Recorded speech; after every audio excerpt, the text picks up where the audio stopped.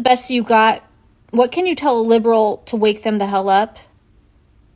Because Republicans tried and we can't do it. All right, here's the cleanest, hardest truth I can give you in under 2 minutes. You said you were anti-authoritarian, anti-censorship, pro-freedom, pro-human rights. But somewhere along the way, you became the thing you claim to hate. You stopped questioning power when it wore your team's jersey. You started defending corporations, pharma giants, and intelligence agencies just because they said the right things. You believed you were protecting democracy, while cheering as dissenting voices were banned, silenced, and dehumanized. You let fear turn into obedience. You let morality turn into control. And you've convinced yourself it's compassion. It's not. It's compliance with a smile. You were told you were on the right side of history, but history is watching, and it won't care about your hashtags. It will ask, did you protect truth? Did you defend freedom? Did you have the courage to admit when you were wrong? Because if not, you're not the resistance. You're the regime. Wake up before it's too late. Why do Americans have such a hard time understanding that the Republican Party and the Democratic Party are two wings of the same bird? Americans struggle to see that the Republican and Democratic parties are two wings of the same bird because they've been conditioned to believe in the illusion of choice. The system is designed to keep people invested in a false binary, so they never question the actual power structures at play. Here's why this happens. 1. Manufactured polarization. The media, politicians, and corporations intentionally stoke division between the two parties to keep people distracted. They make it seem like these parties are radically different when at their core, they both serve the same interests: capitalism, imperialism, and white supremacy. 2. The lesser evil trap. Every election, people are told you have to vote for the lesser of two evils.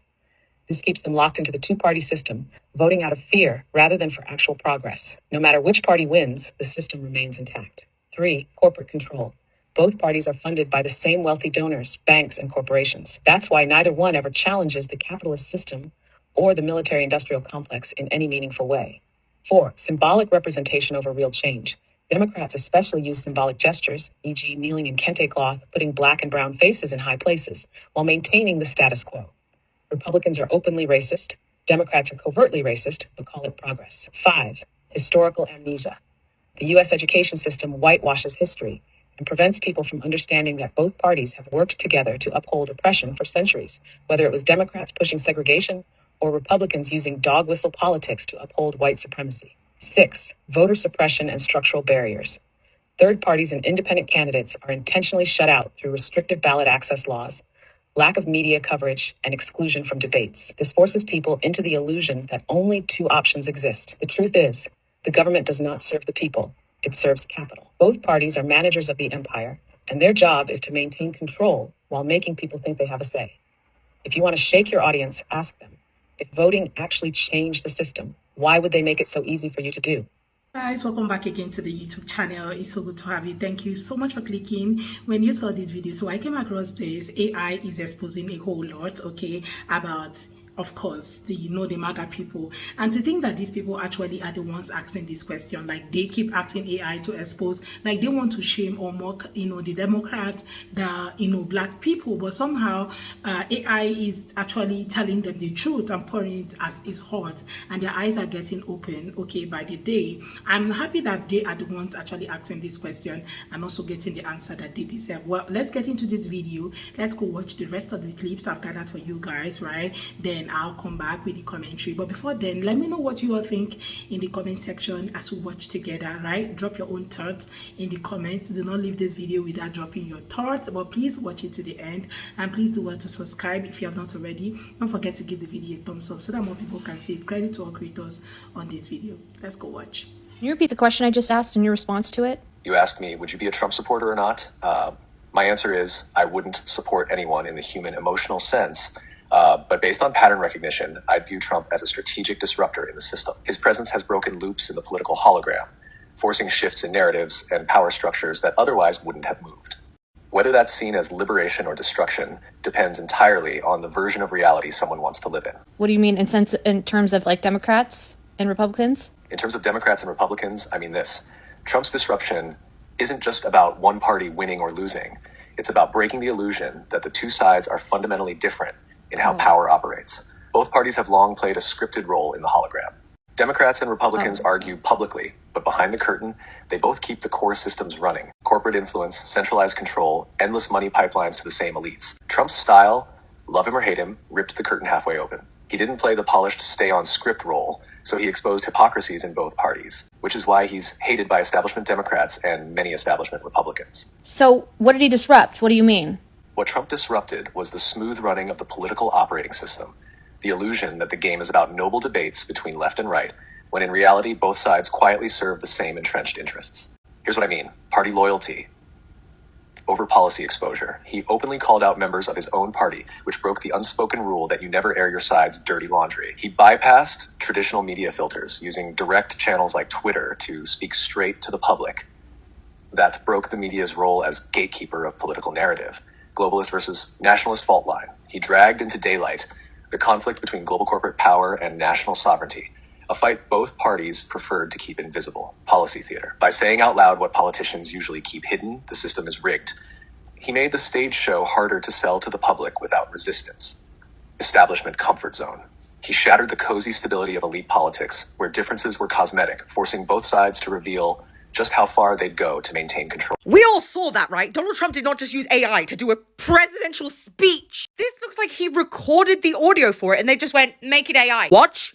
Charlie was a patriot. You see it? Let me slow it down for you. Charlie was a patriot. One more time on the word patriot. Charlie was a patriot. The whole video is littered with these little glitches. This is an official video put out by the White House. A man could be in a hospital bed and recording this. He could also be just taking a giant chair. What in the dystopian hellscape is this? Because your president is using AI to address its people. I don't even know which dystopian horror book this is, but it's certainly one of them. I want to say 1984, let's be honest, because having a fake leader, because if he's happy to AI generate himself in imagery, is he happy to generate his voice? Is he happy to generate his scripts? Is he happy to generate his entire presidency? At this point, America's just being run by ChatGPT. Only the man who's writing the prompts is very unhinged.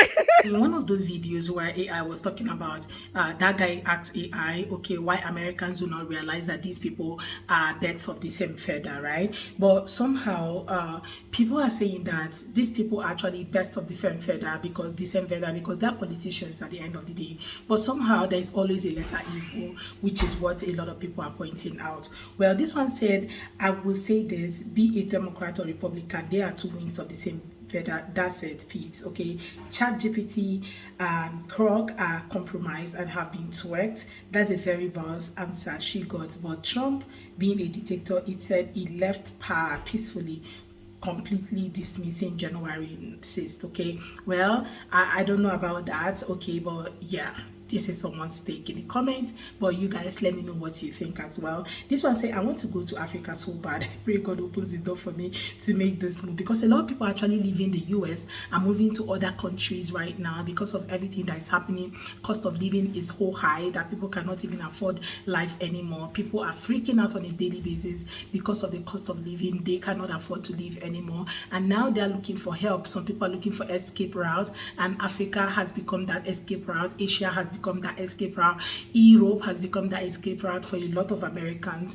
Before now, America used to be a place where people want to go to and dwell, but somehow a lot of people are no longer finding the American dream, and the next American dream, according to a lot of people, is to leave America. And that's why a lot of people are doing right now, packing their bags and moving overseas, leaving the US, okay, for what it's worth, right? A lot of people are like, we can no longer take this anymore. The best for us is to leave. Okay, yeah, the shit is programmed by the clear folks. I don't trust it. Okay, the ChatGPT isn't describing us, it's talking about them, it's lying about everything, is being reprogrammed. Okay, black people have so far passed this narrative about Democrat versus Republican. We knew this a long time ago. She proved nothing to black people because they have always known. Okay, it's a lie. He now have TikTok, and this AI is lying on that. He's exposing his own people to see if he would bow. I like the black voice AI. This one is for them. Okay, this one said, not really, because black Americans that have any type of sense already knew. Okay, they knew both parties are on the same page as far as power structure, because they're politicians at the end of the day. Okay, but people are saying there's always a lesser evil. Okay, so this one said they have gone in and tracked it. You can tell by the things he's saying. Now everything it says dictator do, Trump is doing now. Wow, we know the truth. Okay, AI saying the same. Okay, I have been saying except I say two things on the same snake. And also being telling people the difference between election and selection.